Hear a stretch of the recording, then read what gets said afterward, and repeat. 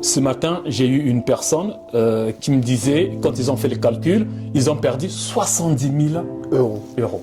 Oh là là. C'est énorme en tant que locataire. Parce que quand tu es locataire, ce bien ne t'appartient pas. Ça ne t'appartient pas. Et donc à un certain moment, bah, tu es en train de payer quelque chose qui ne va pas te revenir.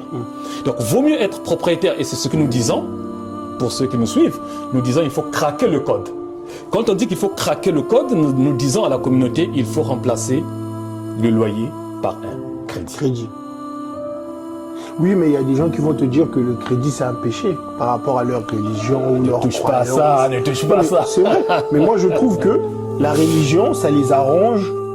En fait, la religion, c'est une excuse seulement lorsque ça les arrange, pardon. Parce que quand il faut fumer, les gens fument. Quand il faut boire, Ouais, ils boivent. Mais quand il faut obtenir un crédit pour mettre à l'abri tes enfants, tu dis que c'est un péché. Bon, là, tu prends des péchés gentils, là. Fumer, boire, pour moi, c'est des péchés gentils. Ou même avoir plusieurs femmes, hein. Bon.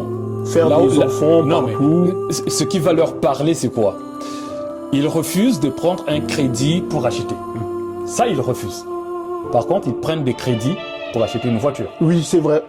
Tu vois, ils prennent des crédits pour acheter des vêtements. Crédit conso en plus. Des crédits conso. Oh là. Ça, ils prennent. Tu vois, là, ce n'est plus dangereux, c'est pas mauvais, c'est pas ceci. Ils prennent du crédit pour le passif. Ah ben, ils prennent, oui. Ok. Pour un passif, bah, pour ceux qui nous suivent, le passif, c'est ce qui te sort de l'argent de la poche, qui ne te ramène rien. Et ça, on sait le faire. Tu vas aller acheter un canapé à crédit. Mais quand on te dit, prends un crédit, une télé à crédit, mais quand on te dit, prends un crédit pour acheter une maison, là non.